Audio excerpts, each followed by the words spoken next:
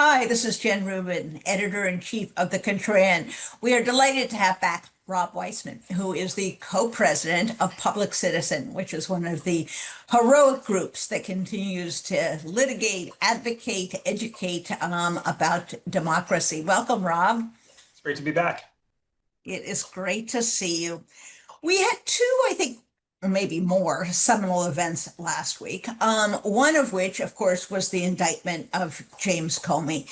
Um, Trump said he wanted to go after this guy. They fired or pushed out the Eastern District of Virginia U.S. attorney, put in someone with no prosecutorial experience, filed an indictment that is bare bones, to put it mildly. What's going on here, and why should the average person care that James Comey, who they may not know or may not like, was indicted? Yeah, there are some things that are complicated in life, and this is not one of them.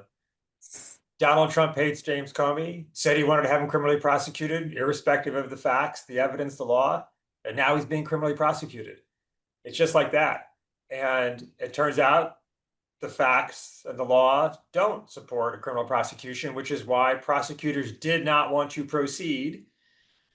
The guy who tried to block it was fired. The internal staff who said don't do it were ignored. And now there's a criminal indictment handed down against Comey. Comey is no hero in my eyes, to be sure, but he's being prosecuted for one reason, which is that Donald Trump doesn't like him. And so that's simple for people to understand the implications. If Donald Trump can bring a criminal case against someone because he doesn't like them, because that person was a political opponent, then we're all in jeopardy. And in fact, we're all now in jeopardy. Absolutely. It was interesting. The grand jury, which is a body made up of ordinary citizens, was presented with three possible charges.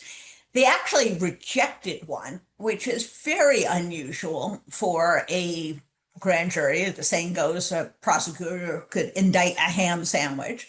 And on the other two, 14 people said okay, but all the rest said no. That's a very close call. So even when there was no defense, when James Comey wasn't there to present his side, this thing barely skated through. Does that speak to you about the strength or weakness of the case? Well, for sure. The facts will come out, the case will be aired. That's how the system works. But from everything we know, there's no case here.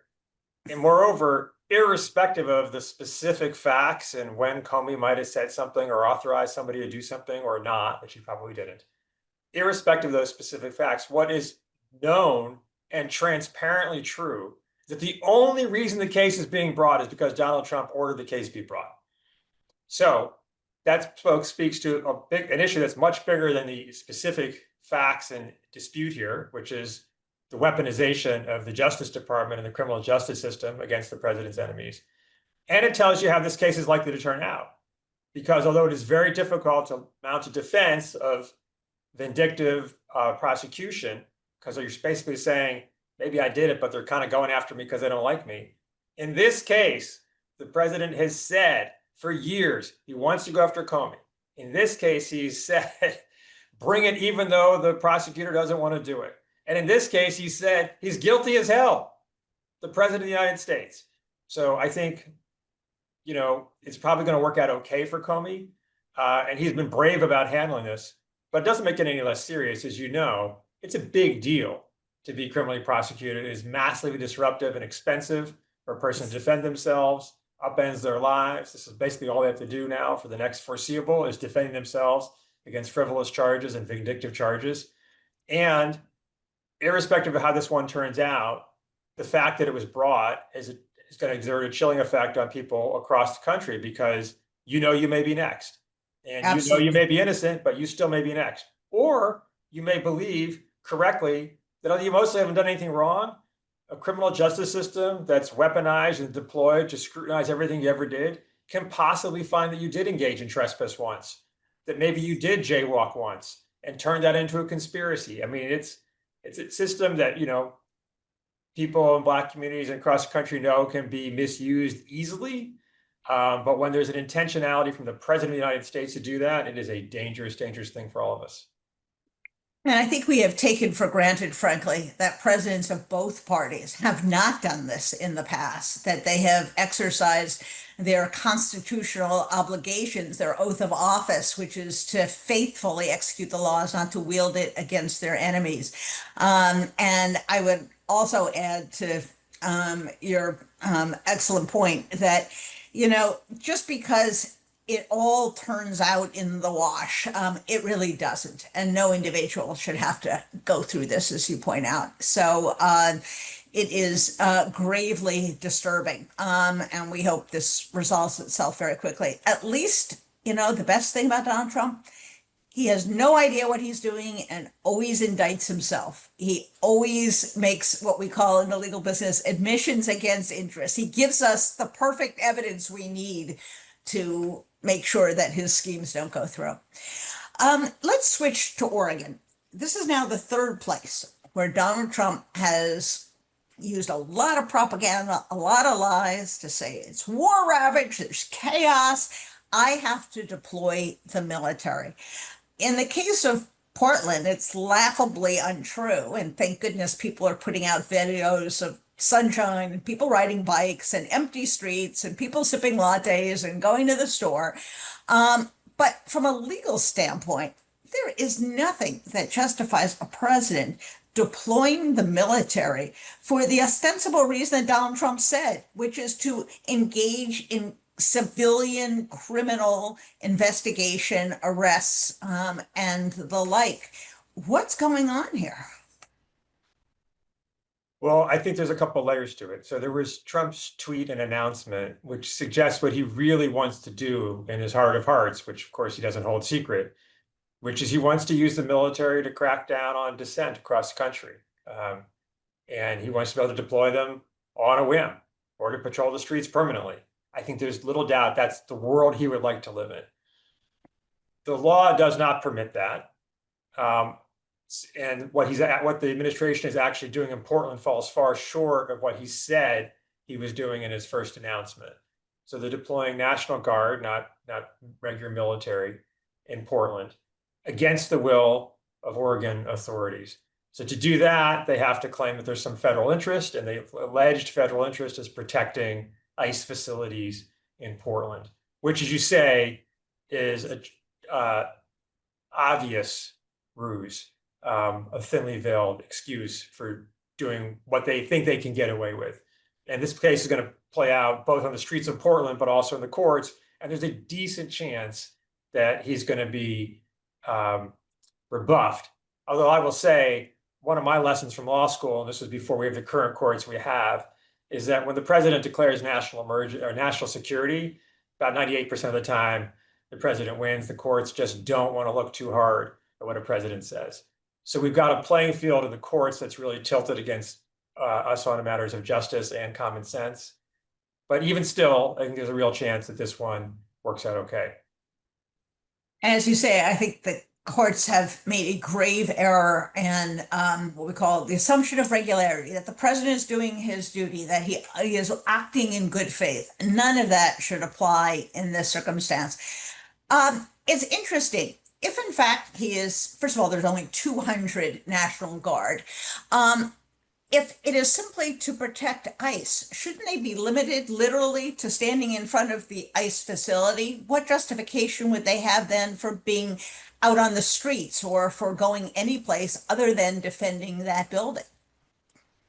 Well, far be it from me to try to give them a rationale, but I suppose I could say they need to be where ICE is.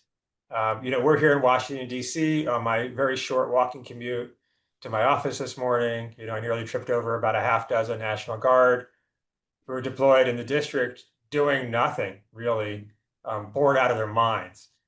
So, we've seen this president stretch the bounds of any reasonable understanding what the National Guard ought to be doing already in LA and now in DC, and up next is Portland, and in Memphis as well. Hopefully, the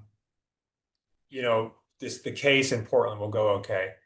It's not for accident that he chose Portland. It's partly it's stuck in his head as a place of sort of a radical outpost, but it kind of is. And so there's a risk that he can create the scenes and the chaos and the conflict that he alleges is the reason he's going in. That's not there, but might happen as a result of his coming in. I think, leaders in the community are working really hard to prevent that while also making sure that there's active resistance and protest. It's a tricky situation. It absolutely is. So far, how would you rate the effort by the Portland authorities, by the governor? They seem to have been anticipating this. They had the papers ready and filed them within hours of the announcement. Are they doing the right thing? Are they making the right kinds of arguments in court?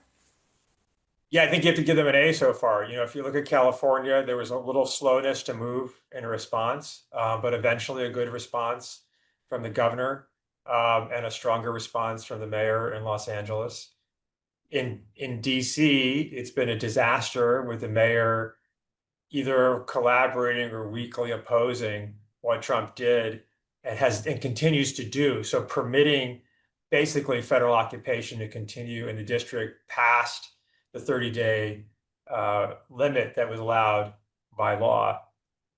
And I think we're seeing the 180-degree opposite in Portland. To be able to file the case within 6 hours of deployment meant they were very ready. From what you and I both know seems to be going on the ground. Activists and leaders are ready to do exactly what I said, to have aggressive protests, but to do everything possible to mitigate needless conflict. There's a good coordination and conversation and communication between civil society leaders and political leaders on the ground. I think they are doing as good as possibly could be done. Of course, no one should be. This is not why you're elected to be mayor, or not why you're elected to be governor. No one should be scheming to how they can prevent the president from deploying troops and creating strife in their community. Absolutely. So, public citizen, what would you suggest that the citizens of Portland do? What are some constructive things that they should be doing? And what, frankly, should they not be doing?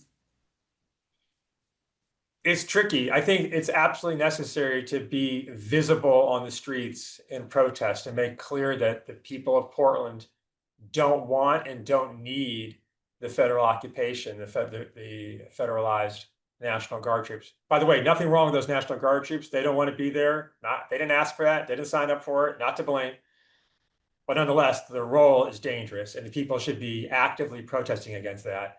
And they should be very affirmatively making sure those protests are nonviolent and don't create the kind of skirmishes that give the TV images that Trump is looking for. And I think civic leaders there, religious leaders there, and the local politicians are working aggressively to do exactly that. Exactly. And I think they are setting up areas away from that facility where these protests can take place and just doing simple things like lighting the streets so you don't have those dark, scary images of police and protesters facing off. Rob, thanks so much for joining us.